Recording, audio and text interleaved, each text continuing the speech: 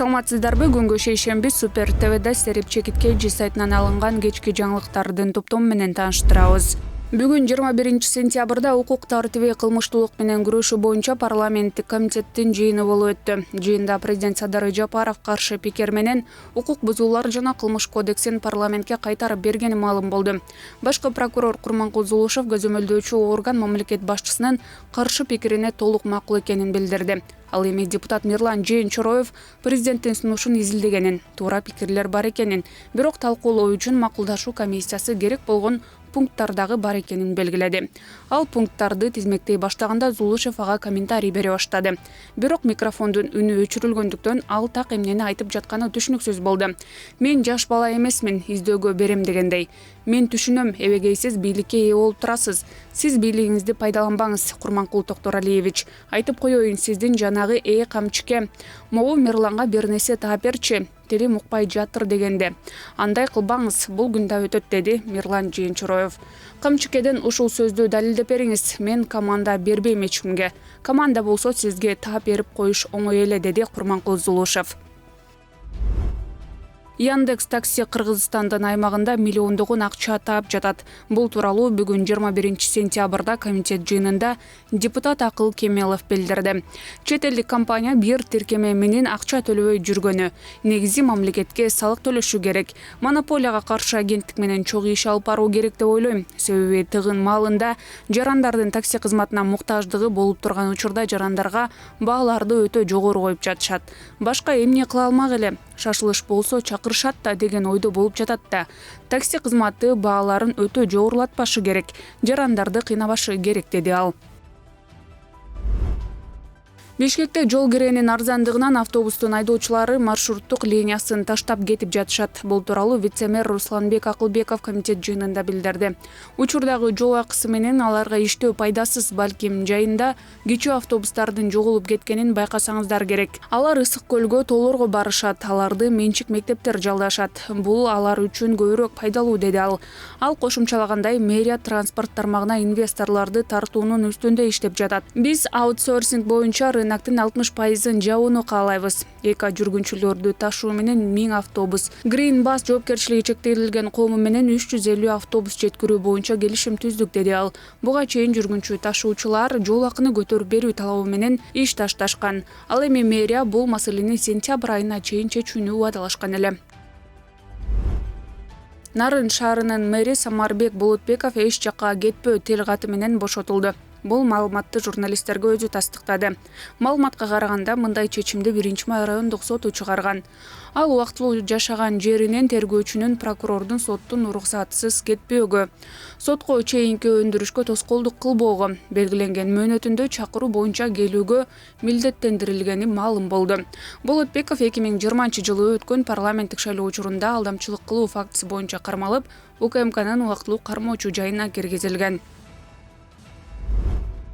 Улуттар биримдиги элдик партиясынын төрагасы Мелисбек Мырзакматов жана Кыргызстан элдик демократиялык партиясынын лидери Артур Медетбеков алдыдагы жогорку кеңештин депутаттарын шайлоого биргелешип катышуу үчүн биригүүнү чечишти. Бул тууралуу аталган партиянын баракчасында жазылат. 18 сентябрда Улуттар биримдиги партиясынын штабы Мелис Мырзакматов жетектеген партия менен Көзөмөл коомдук кыймылынын башчысы Айбек Турганбаев парламенттик шайлоого биргелешип катышаарын билдирген эле. Ага чейин Улуттар биримдиги партиясы парламенттик шайлоого мекен сакчысы коомдук бирикмеси менен чогуу бара турганы. Бул боюнча атайын келишим түзүлгөнү кабарланган. Карагулжа райондук ички иштер башкармалыгынын кызматкерлери адам өлтүрүү фактысынын бетин ачышты. Бул тууралуу Ички иштер министрлигинен билдиришти. Маалыматка караганда, Карагулжа райондук ички иштер башкармалыгынын нөөмөт бөлүмүнө аймактык тескөөчүдөн 9 сентябрга караган түнү Карагулжа районунун Кызылжар айыл аймагынын Көк Арт айылынын тургуну 27 жаштагы кыз киши ошол эле айылга караштуу Бото Мойнок жайлоосунда мал сарайда асынып каза болуп калганын билдирген. Аталган окуя кылмыштардын жана жоруктардын бирдиктүү реестрине канагатталып, Жазык кодексинин 136-беренесинин 1-бөлүмү менен сотко чейинки өндүрүш иши ачылып, соттук медицина экспертиза дайындалган. Жогорудагы факты боюнча шектүү катары Каракулжа районунун Алайкуу айыл аймагынын тургуну 16 жаштагы Жаран кармалып, 11-сентябрда Каракулжа райондук ички иштер башкармалыгынын убактылуу кармоочу жайына киргизилген. Тергөө иштеринин жүрүшүндө белгилүү болгондой кылмышка шектүү маркумду муунтуп өлтүрүп, кылмыштуу аракетин жашыруу максатында жансыз денени өзү асынып алгандай кылып, асып койгондугу белгилүү болгон. Кылмышка шектүү менен жабырлануучунун атасы башка, энеси бир болгон. Алар сөз талашып уруша кетип, аягы өкүнүч менен аяктаган. Бүгүн 21-сентябрда Ош шаарында адам өлтүрүү фактысы катталды. Бул тууралуу Сереп медиа маалымат агенттигине Ош шаардык ички иштер башкармалыгынан билдиришти. Маалыматка караганда, Ош шаардык ички иштер башкармалыгына саат 7:00 чамасында 1993 туулган жигиттин ооруканада каза болгондугу тууралуу маалымат түшкөн. 28 жаштагы жигит ооруканага бутунан мээздүү нерседен алган жаракаты менен кайрылган. Ал ооруканада көз жумган учурда кылмышка шектелип, маркумдун бир тууган агасы кармалды. Ал учурда сурак берип жатат.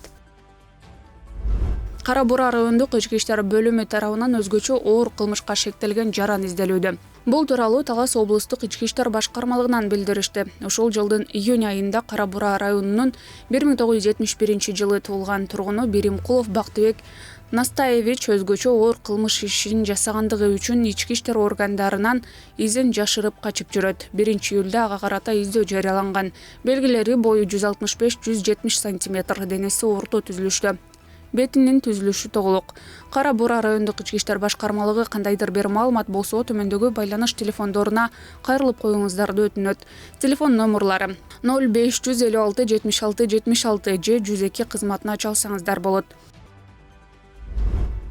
Кечээ 20-сентябрда Алматыда 54 жаштагы киши аны үйүнөн чыгаруу боюнча соттун чечимин аткарууга келген сот аткаруучуларга жана милиция кызматкерлерине мылтыгынан ок чыгарган. Анын кесепетинен 2 полиция кызматкери, 1 пристав жана 2 жаран, анын ичинде үйдүн жаңы кожоюну көз жумду.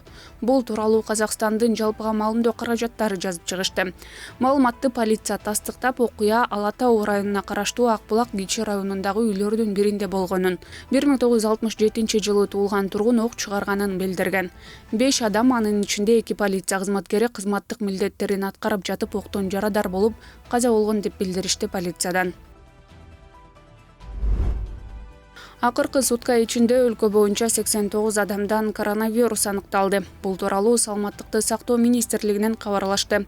Аймактарга алып карасак, Бишкекте 53, Чүйдө 17, Ысык Көлдө 6, Нарында 1, Жалал Абадта 6, Таласта 2 кишиден илдет аныкталды. Ошентип өткөн жылдын март айынан бери коронавируска чалдыккандардын жалпы саны 177.869 адамга жетти. Соңку суткада 2 киши оорудан каза болду. Өткөн жылдын март айынан бери өлкөдө аталган илдеттен көз жумгандардын саны 2592 адамды түздү. Буга чейин Чүй облустук басма сөз кызматы маалымат таратып, Чүйдө 16 жаштагы Болотбекова Хадича 15-сентябрдан бери дайынсыз болуп жатканын билдирген эле. Анын Ысык Атадагы Жайылма көчөсүндө жайгашкан үйүнөн чыгып кеткен бойдон кайтып барбаганы да айтылган. Бүгүн 21-сентябрда болжол менен саат 13:30 чамасында анын жансыз денеси Серафимовка айылы менен Туз айылынын ортосундагы суу сактагычтын жээгинен табылган. Денесин кароо учурунда зомбулук тактары байкалган эмес. Бардык жагдайлар учурда такталууда. Кечээ 20-сентябрда Чүй облустук ички иштер башкармалыгынын басма сөз кызматы Чүй районунда адам урдоого шектелип 3 жигит кармалганын билдирген. Ал эми бүгүн алардын үй камагына чыкканы маалым болду. Чүй облустук сотунун Сереп медиа маалымат агенттигине берген маалыматына караганда, прокурор үй камагына чыгаруу баш коргоо чарасын тандоо өтүнүчүн келтирген. Мындан тышкары жабырлануучу тосмо арыз жазып берген. Сот прокурордун өтүнүчүн канааттандырган. Эске салсак, 27-26 жаштагы 3 жигит 1990 туулган Жаранга күч колдонушуп, аны белгисиз тарапка уурдап барышканы маалым болгон. Териштирүү учурунда шектүүлөр жабырлануучуну Чүй районунун аймагынын сыртына алып чыгышып, коркутушуп 100 000 сом акча талап кылышканы айтылган. Факты боюнча Жазык кодексинин 170-беренеси менен кылмыш иши козголгон. Ушул жана башка жаңылыктарды Сереп Чекиткейжи сайтына кирип окуп тааныша аласыздар. Кечиңиздер көңүлдүү улансын.